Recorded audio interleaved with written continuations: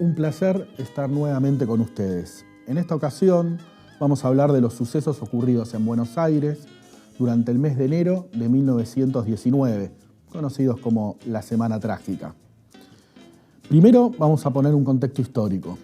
En noviembre de 1917, en Rusia, triunfó la revolución bolchevique. Esto puso en alerta máxima a las burguesías del mundo, y de la alerta máxima a la paranoia de clase a veces hay un solo paso. Mientras tanto, en Argentina gobernaba desde 1916 don Hipólito Yrigoyen, líder histórico de la Unión Cívica Radical. Gracias a la ley Sespeña, que impuso el voto secreto, pudo vencer a los conservadores que llevaban más de 40 años gobernando el país. Para esos conservadores, perder el poder del Estado justo en plena Primera Guerra Mundial los tenía muy intranquilos. La guerra disminuía el comercio internacional, naturalmente, y ponía en crisis el modelo agroexportador. Esto generaba muchas protestas laborales, mucho clima de tensión laboral, bardo.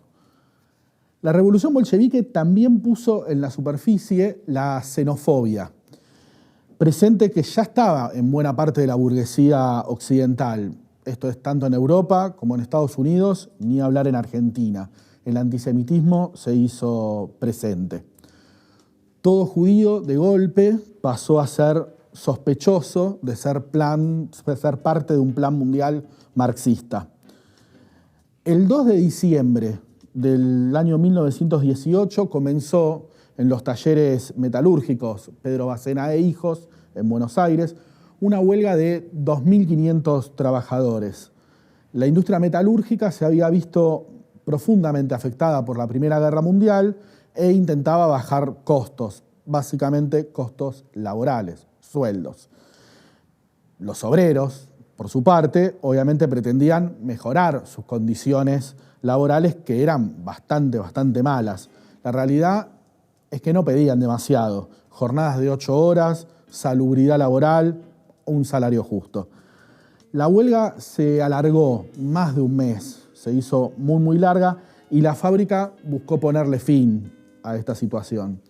Así fue que el 7 de enero de 1919, a las 3:30 de la tarde aproximadamente, unos automóviles que pasaron por la puerta de la fábrica donde estaban los trabajadores protestando, comenzaron a disparar sus armas de fuego contra los trabajadores.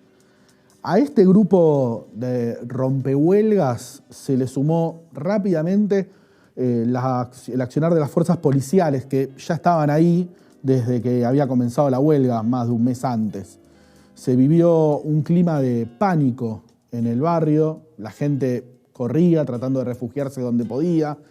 Según los diarios de la época, se dispararon alrededor de 2.000 balas.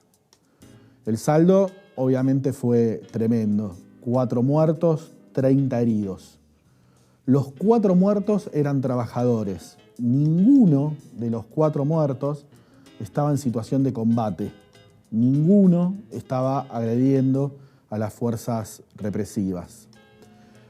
3 de ellos fueron baleados en sus propias casas, donde se habían escondido después de la marcha.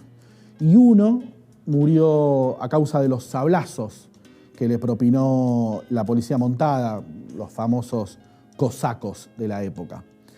El 9 de enero de 1919, 2 días después, la ciudad amaneció totalmente paralizada.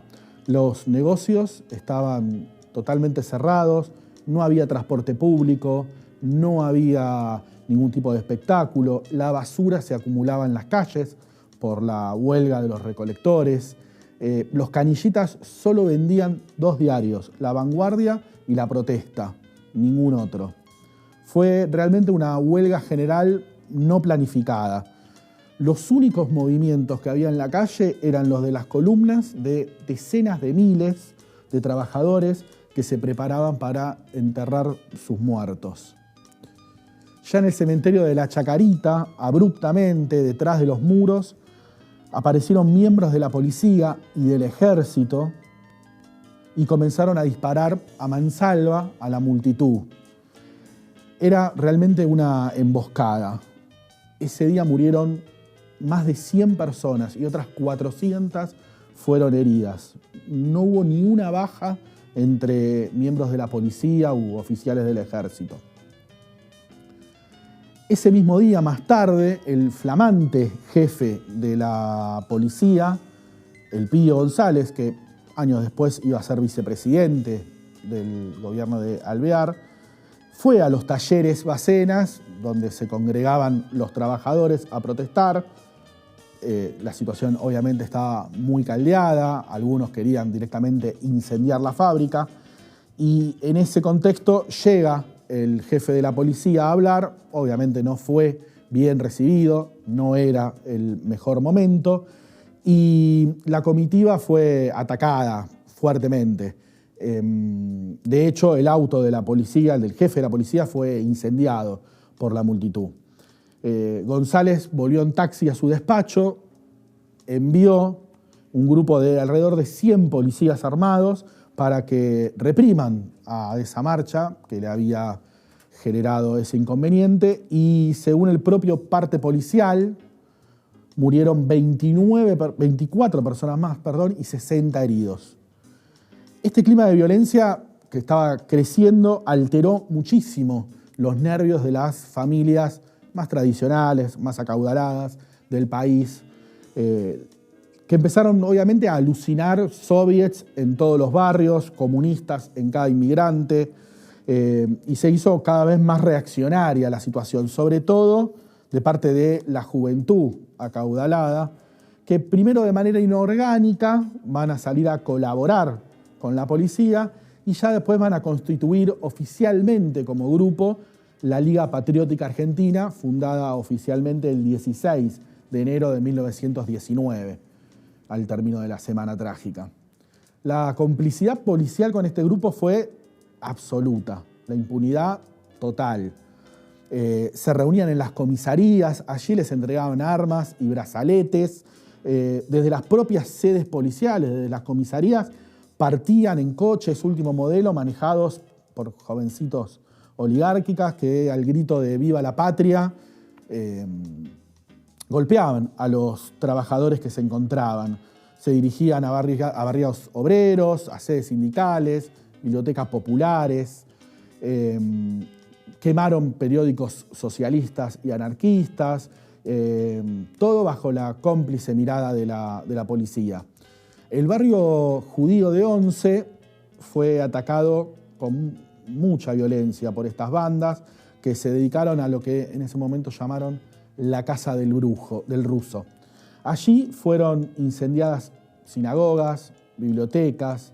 Los terroristas de la Liga atacaban a los transeúntes, no tenían ningún tipo de miramientos por edad o por género, golpeaban tanto a niños como mujeres, sobre todo a los que tenían alguna ropa que los vinculara con la colectividad judía. Golpeaban con cachiporras, con culatas, arrastraban de las barbas en el piso que las ataban a sus coches para despellejar a esas personas.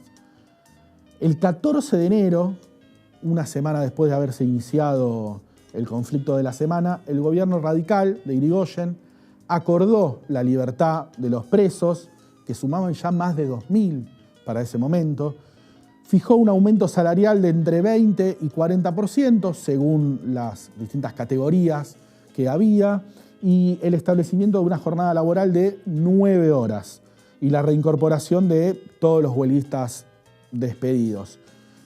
La realidad es que después de una semana de rebelión social, la huelga había triunfado en sus reivindicaciones, había logrado prácticamente todos sus pedidos. Claro que el precio fue muy alto, pero ese precio no lo pusieron los trabajadores, sino que lo pusieron los dueños del poder. Estas personas hicieron del conflicto un caso testigo para una pulseada que tenían con ese gobierno radical en el cual no confiaban, y lo presionaron hasta lograr imponerle esa voluntad represiva que finalmente terminó sucediendo. En total, al término de la semana habían muerto más de 700 personas y más de 10.000 heridos. El gobierno jamás publicó una lista de los fallecidos. Las listas fueron saliendo en los distintos periódicos obreros. No hubo sanciones para las fuerzas represivas. Ni siquiera es que se habló de errores o excesos, como se suele hacer en estas ocasiones. Al revés, el gobierno felicitó a los oficiales, felicitó a las tropas encargadas de la represión y volvió a hablar de subversión. Esta fue la semana trágica en la ciudad de Buenos Aires en enero de 1919.